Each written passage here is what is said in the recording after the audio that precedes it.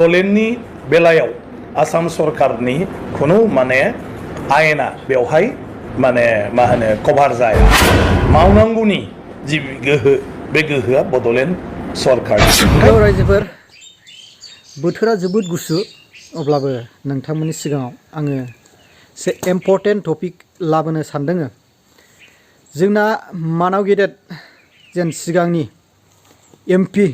बिपिएफनि समाव एमपि दा जोंना बयबो मिथिगौ आसाम आयेन आफादनि लेजिस्लेटिभ स्पिकार मानाव गेदेर बिश्वजित दैमारिया जोंनि नै दा BTCनि एबा BTR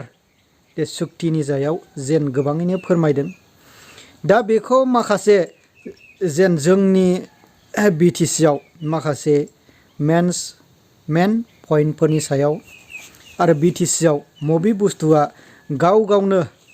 दानानै लानो हायो आरो गाव गावनो माखासे सेक्टरफोरखौ जोङो बानायनानै बड'लेण्डनि बाउन्डारिफोरखौ बानायनानै लानो हायो बियो गागि बड'लेण्डनि पलिटिशियान बे सारा बिश्वजित दैमारि सारा मा बुंदों जोंनि BTR एकर्ड आरो BTCआव दा थानाय UPPL सरकार मानाव गेदेर प्रमद बर'मोननि सायाव जेने थांखिनानै बुंदों दा जोंनि सायाव BTR एकर्डआव जुदि लिरनाय गैयाब्लाबो माखासे बेखौ संसदनि गेजेरजों आयेननि बेबस्थानि गेजेरजों बेखौ माखासे जोंनि थाखायनो जाबाबो जायाबाबो बड'लेण्डनि थाखाय जेनो स्ट्रागल खालामदों बड'लेण्डनि थाखाय थै-थां जिउ दान होदों जोंनि बड'लेण्डनि थाखायनो समस्त बर' रायजो राजाफोरनि थाखायनो एक्स NDAB मानाव गेदेर रन्जन दैमारि सारा जिउ दान होनानै बर' हारिनि थाखायनो नै दा बेबायदि परिबेसाव गोग्लैनांगौ जादों बेखायनो बे जोंनि BTRनि जेनो मानाव गेदेर सारमोनहा खौ रायलायनायनि गेजेरजों जुक्ति जालायनि गेजेरजों बख'नो हायो बेबायदि खोथा अब्ला जोङो गोबाव खालामला रायजोफोर भिडिअखौ नायबानो जाबाय ट्राइबेल काउन्सिला 2003 मायथाइयावनो संबिजितखौ माने संशोधन खालामनानै एमेन्डमेन्ट खालामनानै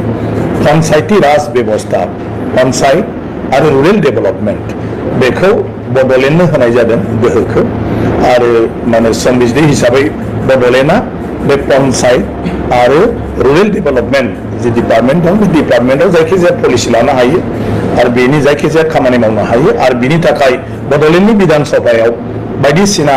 माने आयेन खान्थिफोरखौ बानायनानै लानो हायो आरो बेखिनि गोहोखौ संबिजितआ होदों गतिके बड'लेण्डआ मोनसे आलादा खुंथाय दिनै बड'लेण्डनि बेलायाव आसाम सरकारनि खुनु माने आयेना बेवहाय माने मा होनो कभार जाया माने बड'लेण्डआ बेखौ बाहायनोबो हायो आरो नङाबा बड'लेण्डआ गाव आलदायैबो आयेनखौ दानानै लानो हायो आरो बड'लेण्डआ एडप्ट खालामनो हायो माने जोंहा आयेन गैथ'वा ओंखायनो आसाम सरकाराव दा जि आयेन दंथ'यो बे आयेनखौनो जोङो बड'लेण्डआव नाजावनानै बेवहाय बे अफिसारनि दारै जों बेफोरखौ मावनाय जागोन होननानै बड'लेण्डआ गाव बे आयेनखौ एडप्ट खालामनो हायो नाथाय मावनांगौनि जि गोहो बे गोहोआ बड'लेण्ड सरकारनिनो ओंखायनो बेखौ आं सोदोंमोन नालाय आंखौ डिसिआ मिटिङाव लेंहरदोंमोनखाय बे बोरै जानो होननायाव डिसिआ आंनो माने खेंफोरथिखौ होनो हायाखै ओंखायनो आंनो स्टेट गभर्नमेन्टनि माने कमिटि बा मा नटिफिकेसन दं हर होननायाव बिथाङा बेखौ हरबाय आरो स्टेट गभर्नमेन्टआ बेखौ दाना हरदोंमोनखाय आङो मानाव गेदेर जिहेतु बे डिपार्टमेन्टआ मावनाय डिसिसन गतिके बिनि सानै अथरिटिनो आं जनायनांगौ बे जाबाय नियम आरो मोनसे जाहैबाय आं स्पिकार ओंखायनो आं स्पिकार हिसाबै चिफ मिनिस्टारनो आं प्रिन्सिपाल सेक्रेटारिनो जनायबाथ' बियो माने गाव फाइनाल अथरिटि नङा गतिके फाइनाल अथरिटिया जाहैबाय चिफ मिनिस्टार बेखायनो आङो मानाव गेदेर चिफ मिनिस्टारनो बेखौ जास्ट फोरमायहरदों जे बड'लेण्डआव माने जिथु PNRDनि दानो हरनाय बे एक्चुवेलि बड'लेण्डनि डिपार्टमेन्ट ट्रेन्सफार जाखानाय आरो बेखौ बड'लेण्डआ गावहानो 30 शिडिउल हिसाबै गोहो दङ बे हिसाबै बड'लेण्डखौ दानो होनाया मोजां आरो बेबायदि जिथु स्टेटनिफ्राय खालामहरनो नागिरनाया 6 शिडिउलनि जिथु संबिजिदारि बिथोन बे बिथोनखौ माने आखाइ होनाय एबा बेखौ सिफायनाय बेबायदि जायो बिदि जानो नागिरदों ओंखायनो जाहाथे बड'लेण्डखौ खालामना होयो दा बेखौ रेसपेक्ट होनानै दाख्लैहाय केबिनेट मिटिङाव थांखि लाफिनबाय जे दा जिथु पन्चायत आरो ब्लक डेभेलपमेन्टखौ दाफामफिननाय जादों बेखौ 6 शिडिउल एरियाखौ नागारनानै आसाम गभर्नमेन्टआ बेखौ दागोन आरो बिनि ओंथियानो जाहैबाय 6 शिडिउल एरियायाव 6 शिडिउलाव गावसोर खालामनानै लादों दा बेखिनिया जाबाय बेवहाय गोबाङानो गोरोन्थि बुजिलायदों जोंनि मानव गेदेर गबिन्द बसुमतारी बिथाङाबो गोरोन्थि बुजिदों आंहा जेबो गैया BTC सरकारजों आंनि बाथ्राया जाहैबाय संबिजिरारि बाथ्रा मोनसेया जाहैबाय बड'लेण्ड खुंथायनि गोहो आरो बेखौ जिथु मावनाय खामानि बे बेलायाव माने बड'लेण्डआनो जेराव गोहो दं आं बे बाथ्राखौसो रायजो सरकारनो जनायदों जिहेतु बे बड'लेण्डखौ दानाय बे बड'लेण्डखौ बिनाय बे बड'लेण्डनि गासै खामानि मावनायाव आं जिहेतु गावनि जे दंफायोमोनखाय बेफोर बाथ्राफोरखौ आं गासिबो माने मोनथिजोबगौ आरो मा रायलायामोन बेफोर आंनाव गोसोआव दंजोबोखाय बे बाथ्राफोरखौ आङो थोंजोङै बिदि नङामोन होननानै आं बेफोर बाथ्राफोरखौ बुंदों आरो माबाफोर जुदि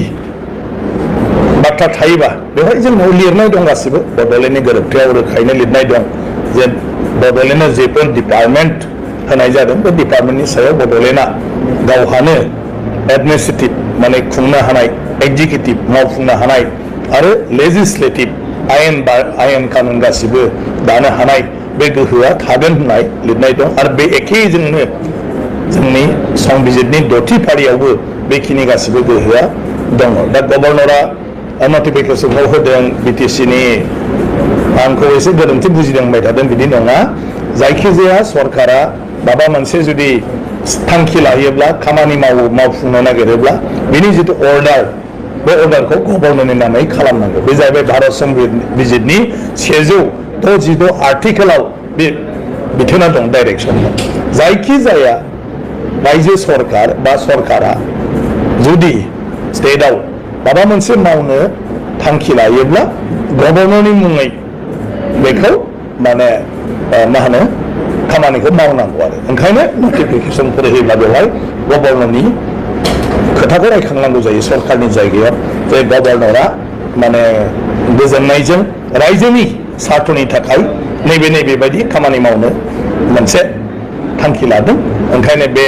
थांखि मथे ओरै खालामनाय जासिगोन दा बे जाबाय नटिफिकेसन होनायनि नियम दा बेल'सो मिसआन्डारस्टेन्डिंआ बिथाङा जेखौ सानदों बेयो गभर्नरा BTCनि प्रप'जाल मोननानै होनाय अर्डार नङा स्टेट गभर्नमेन्टआसो गभर्नरनि दहाय लानानै स्टेट गभर्नमेन्टनि केबिनेटआव लानाय थांखिखौ नटिफिकेसन होदों जेरावखि थाया जायखिजाया मानसियानो बेखौ दिन्थिनानै होनो हायो मानसिया जेबो गिदिर बाथ्रा नङा बे जाबाय संबिजिरनि बाथ्रा संबिजिरनिखौ आं देरसिन जानो हाया चिफ मिनिस्टारा देरसिन जानो हाया संबिजिरनिख्रुइ सोरबा राष्ट्रपतियाबो देरसिन जानो हाया सोरबा जाजआबो देरसिन जानो हाया गतिके संबिजिरनि बाथ्राखौ जायखिजाया सुबुङानो सोरनोबा आसि दिन्थिनानै बुंनो हायो जे बियो संबिजिरारि हिसाबै बे खामानिया माने एसे माने माबा गैयै जादों इरिलिभेन्ट जादों आरो बे संबिजिरनि जिथु माने बिथोन बे बिथोनखौ सिफायनाय जादों दा बेखौ बयबो आं स्पिकार खिन्थु आं मोनथिथारगौ नालाय बेखौ लिरबाय बेखौ दसेबो लिरनो हायोमोन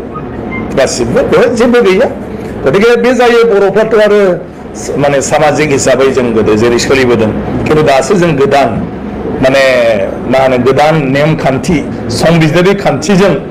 जों दिनै रायजो सालायनो आवगायदों बेवबो जायफ्रा राजखान्थियाव दङ बिसोरल'सो बेखौ मोनथिदों आरो जायफ्रा मावनायनि एक्सपिरियेन्स दं बिसोरल'सो माखासे बाथ्राफोरखौ मोनथिजोबोदों गतिके बर'नि बेलायाव एसे बेबायदि बाथ्राफ्रा फैयो दा बुंब्लाबो आरो जालायगोन बर'फोरखौ जाम्बा होनदों माबा होनदों आंहा रावखौबो बिदि होननायनि खुनु बाथ्रा फैया आं बेखौ बुंदोंल' जों सोरखौ मा दाय होलायनो बयबो गोदान नाथाय आं जेखौ बुंदों बे जाहैबाय आंनि जिउआव बड'लेण्ड दानायनि सावरायजेननायनिफ्राय लानानै आङो दिनैसिमाव सिस्टेमाव दंबाय थाथ'यो आरो बे सिस्टेमाव दंबाय थाथ'यैखाय गोलाव सम आंनि बे हान्थिनाय लामायाव आं जेखौ मोनबोदों नुबोदों बेखौ आं खोन्थादों बयनोबो आरो सरकारनोबो दा संबिजिरारि बिथिङाव सरकारा जेखौ नायस्लाबाखै नुस्लाबाखै बे अफिसारफ्रा 6थि शिडिउल फरायाखै बे अफिसारफ्रा बर' गोरोबथाखौ फरायाखै बे अफिसारफ्रा दाबो बड'लेण्डनि गोहोफोरनि सोमोन्दै मोनथिया जोंनाव DC गोदान फैयोबा बेबो मोनथिया आरो बेखौ जोंबो बड'लेण्ड सरकार हिसाबै जों रावखौबो खोन्थानाय जायाखै बे जों बड'लेण्ड हिसाबै नोंथाङा नैबे आयेन खान्थिखौ मानिनानै सोलिनांगौ होननानै जोंबो रावखौबो बुङाखै आरो बेखायनो गेजेर गेजेर बेफोरबायदि माखासे माने गोरोन्थिफ्रा जायो नाथाय गोरोन्थिखौ सुद्रायनाया गिदिर बाथ्रा दिनै आसाम सरकारखौ साबायखर बावनांगोन जे बिथांमोना केबिनेटनि गेजेरजों गोरोन्थिखौ सुद्रायो मानाव गेदेर आसाम आयेन आफादनि बिस्वजित दैमारिनि जेने खोथाखौ खोनानानै माबायदि मोनदों? जोंनि बड'लेण्डआव माखासे बाउन्डारिफोरनि जेन दानानै लानो हानाय बे गोहोआ जोंनावनो दंखायो।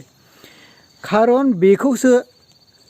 रायजोफोर जोङो बुजिनो सानदों नामा? दा जोंनि सरकारा जोंनि पावाराव जेन थानायफ्रा जोंनि पावार आरो जोंनि गोहो आरो जोंनि टेलेन्टफोरखौ बाहायनो हायाखै नामा? दा रायजोफोर नोंथांमोनहा जेनो मानाव गेदेर रन्जन दैमारि साराबो जेनो बे सुक्तिनि गेजेरजों रायलायनायनि गेजेरजों खारन बिएलटिफ्रा माखासे सिगाङाव मानाव गेदेर बिस्वजित दैमारि सारा गावसिनि समाव जेन गासैखौबो जेन उइद्र खालामजोबनो हादों। जेन जोंनियावबो दा बेबायदि रायलायोबा माखासे पलिटिसियानफ्रा गावसिनि गादिखौ नायालासिनो बर'नि सात्तआव बर'नि गोरोबलायनायाव जेन बेखौ गोरोबनानै आरो केसफोरखौ उइद्र खालामजोबनानै होनो हायोबा 6 सिडुल प्रभिजननि गेजेरजों आरो बिटिसि एकर्डआवनो माखासे जेनो बे पलिटिकेलास एबा बियो थार एकर्डआ बिटिसि एकर्डआवनो गासैबो फैखाजोबनाय। खारन बेखौ रिजायनो आरो आपग्रेड खालामनोल' बिटिआर सुक्तिया जादों। बिदिब्ला अब्ला रायजोफोर नोंथांमोना मबे एंगोलनिफ्राय नोंथांमोननि साननायनिफ्राय मा रोखोम बुजिनो मोन्दों नोंथांमोनहा फोरमायहरबानो जाबाय।